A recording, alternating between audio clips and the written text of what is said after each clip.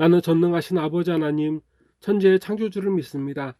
나는 그의 유일하신 아들, 우리 주 예수 그리스도를 믿습니다.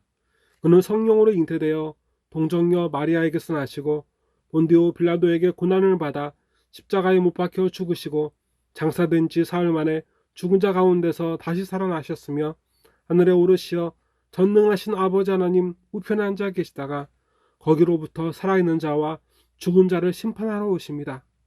나는 성령을 믿으며 거룩한 공교회와 성도의 교제와 죄를 용서받는 것과 몸의 부활과 영생을 믿습니다. 아멘.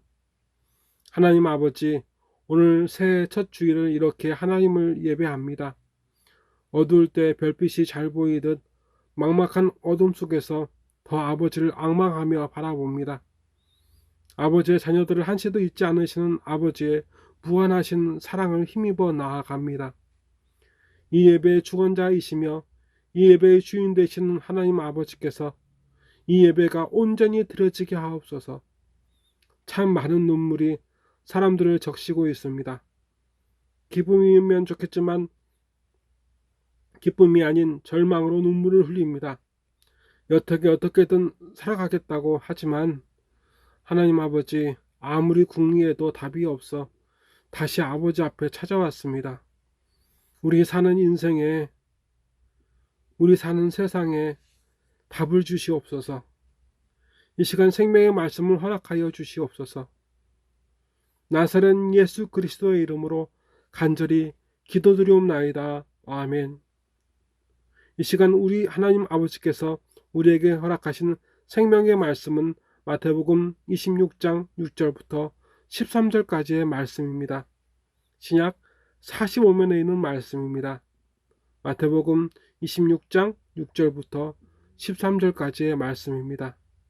예수께서 배단이 나병 환자 시몬의 집에 가 계실 때에 한 여자가 매우 귀한 향유 한 옥합을 가지고 나와서 식사하시는 예수의 머리에 부으니 제자들이 보고 분개하여 이르되 무슨 의도로 이것을 허비하느냐, 이것을 비싼 값에 팔아 가난한 자들에게 줄 수 있었겠도다 하거늘 예수께서 아시고 그들에게 이르시되 너희가 어찌하여 이 여자를 괴롭게 하느냐, 그가 내게 좋은 일을 하였었느니라.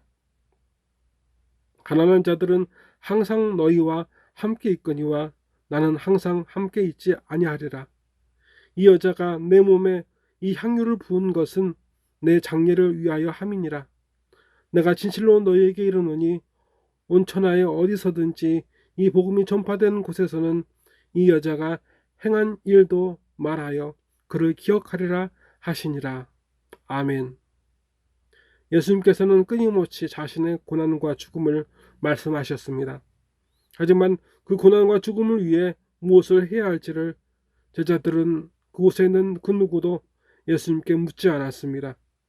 그래서 나병 환자 시몬의 집에서 예수님의 장례를 위하여 향유를 부은 자는 이 여인뿐입니다. 유대에서 사람에게 기름을 붓는 것은 왕이 등극할 때와 제사장, 특히 출애굽기 29장에 나와 있는 것과 같이 제사장이 위임식을 할 때 제사장에게 기름이 부어졌습니다. 아울러 손님을 맞이할 때 존경의 표시로 올리브 기름을 머리에 붓곤 했었습니다. 하지만 또 다른 경우가 있었습니다.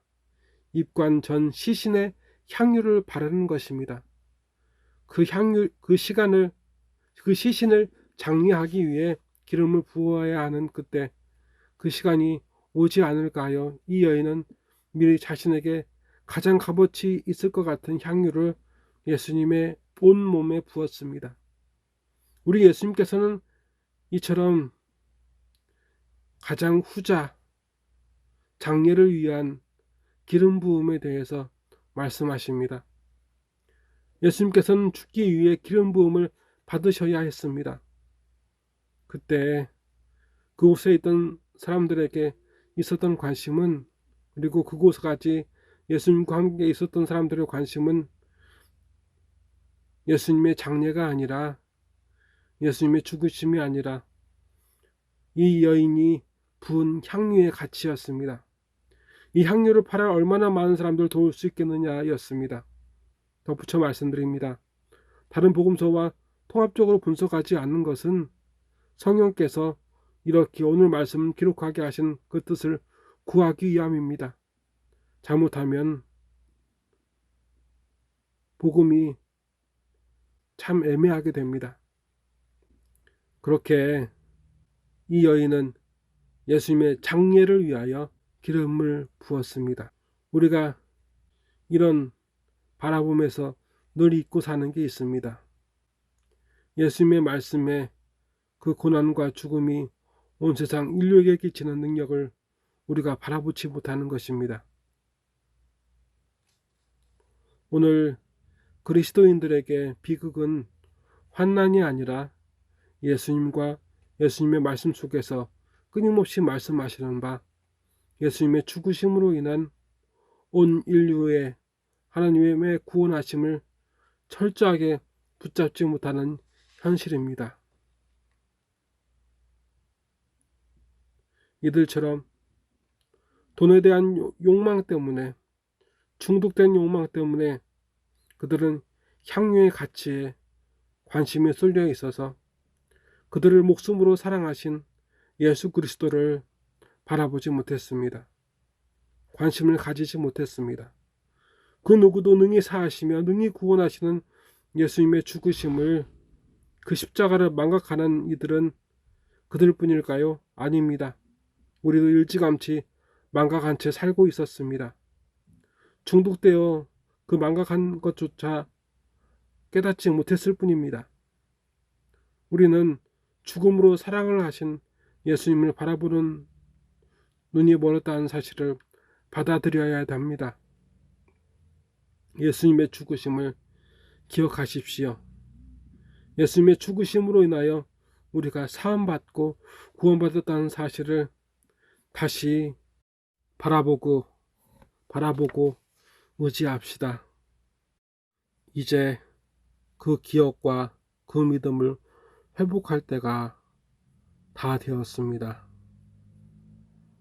마라나타, 주 예수여 어서 오시옵소서. 아멘. 다 같이 기도하시겠습니다. 하나님 아버지, 오늘 이렇게 새해 첫 주일을 이렇게 예배로 지키게 하시니 감사합니다. 2022년 우리 믿음을 새롭게 하시옵고 되찾게 하옵소서. 시련과 환난으로 우리가 망하는 것이 아니라 믿음이 없으므로 망합니다. 다만 그 사실을 알려 하지 않고 믿으려 하지 않기에 이 방황 속에서 하나 둘 우리의 형제와 자매가 죽어갑니다. 하나님 아버지께서는 우리를 능히 고치시고 회복시키실 수 있으십니다.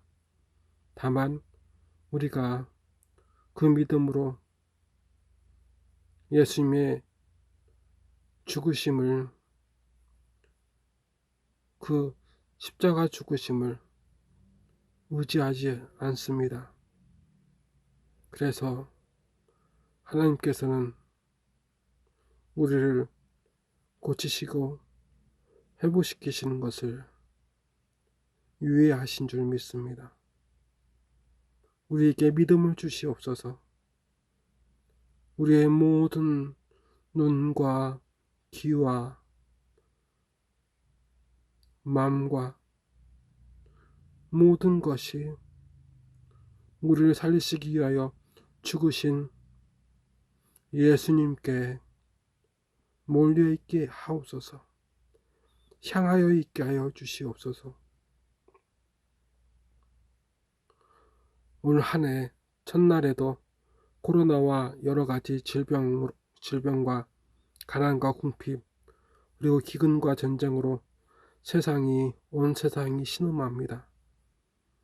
이 시간 탄식하는 아버지의 자녀들에게 믿음을 주사 우리를 고치시고 평안을 주시는 아버지를 뵙고 기쁨과 평안으로 올해를 시작하게 하여 주시옵소서. 이 시간 예배와 예물을 드립니다. 우리의 예배와 예물을 아버지께서 기뻐 받아주시되 우리의 믿음을 온전케 하옵소서. 우리에게 믿음을 주시옵소서. 나사렛 예수 그리스도의 이름으로 간절히 기도드리옵나이다. 아멘. 지금은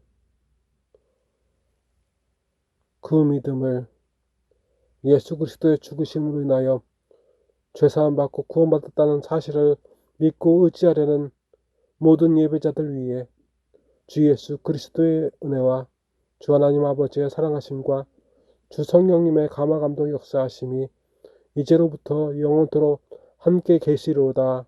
아멘.